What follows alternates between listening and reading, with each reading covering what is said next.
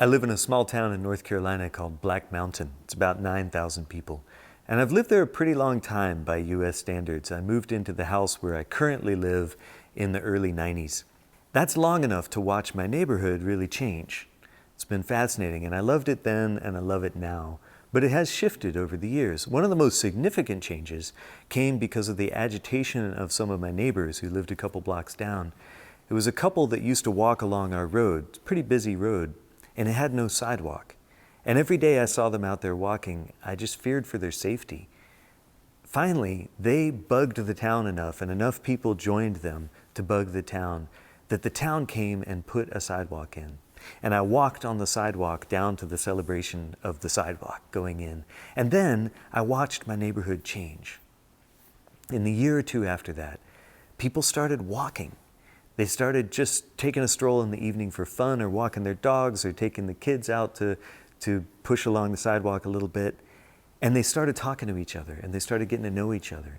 And then when hard things happened in the neighborhood, people knew each other and could rely on each other and could help out.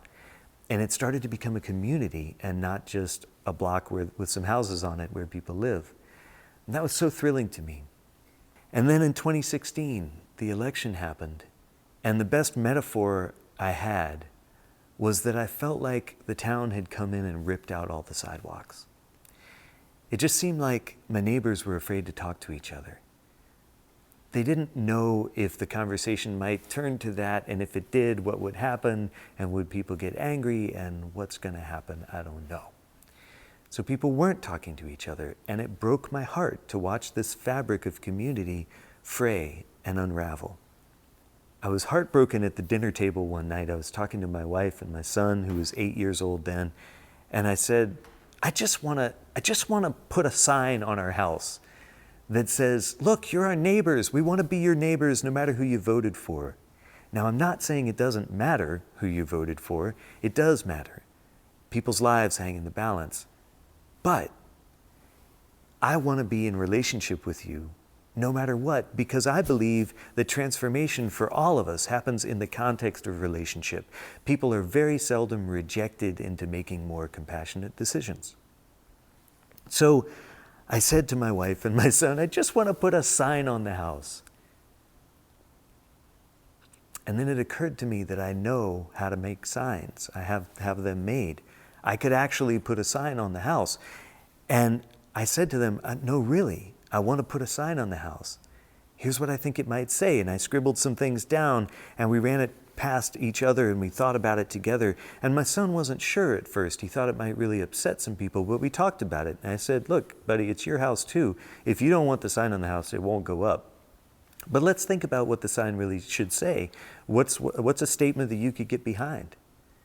We wanted to say to our neighbors that we want to be their neighbors. So in the end, I made a sign, not a little sign, 3 feet by 8 feet, and I put it on the front of the house, right next to our bedroom window. And this is what it says. It says, you are our neighbors.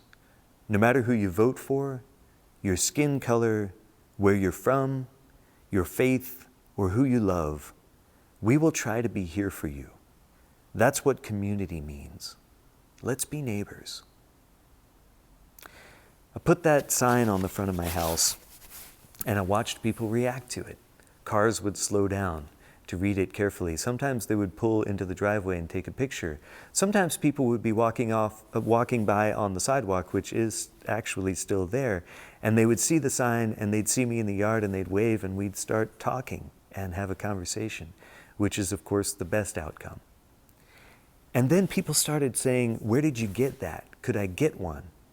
So I made a website where people could download the art for free and print their own, because I just want to put the message out there. I wasn't trying to make money with it. I just wanted this message, which feels faithful to me, rooted in my theology. I wanted to put that out there. So I made a website.